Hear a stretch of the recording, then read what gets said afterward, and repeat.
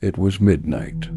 The moon hid behind the clouds, and the forest lay shrouded in pitch-black darkness. Melis had gone camping with her friends, but as everyone retreated to their tents, she found herself unable to sleep.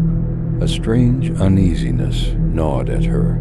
Eventually, she decided to step outside. The air was cold and the silence was almost deafening. As she wandered through the forest, a sudden snapping sound broke the stillness. She froze in place. "Who's there?" She called out, but no one answered. Looking around, she noticed a faint light between the trees, a flickering candlelight. Her curiosity overpowered her fear. She cautiously approached the light.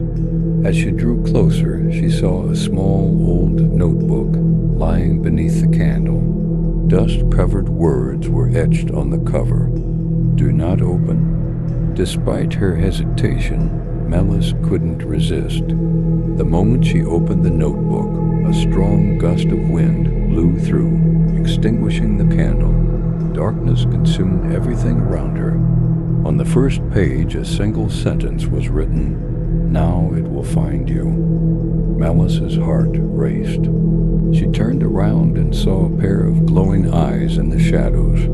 Whatever it was moving toward her, weaving through the trees.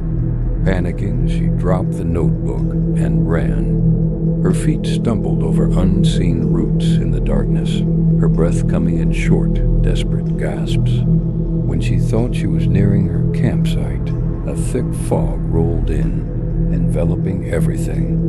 The fog was so dense that she couldn't see more than a few steps ahead.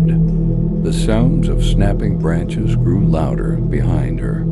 Melis tried to hide behind a tree, pressing herself against the rough bark. She could hear her heartbeat thundering in her ears. Suddenly a whisper brushed against her ear. "You found me."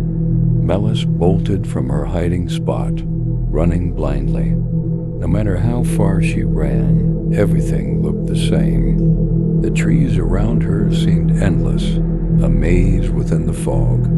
Finally, she fell to the ground, her knees sinking into the snow. Her trembling hands dug into the cold earth as she tried to catch her breath. When she lifted her head, the same notebook lay before her. But now, new words were scrawled on its cover. "The forest won't let you go." Melis let out a scream, but it was swallowed by the fog.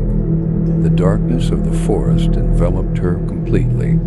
By morning, her friends searched for her, but Melis was nowhere to be found, not in the tent, nor in the forest.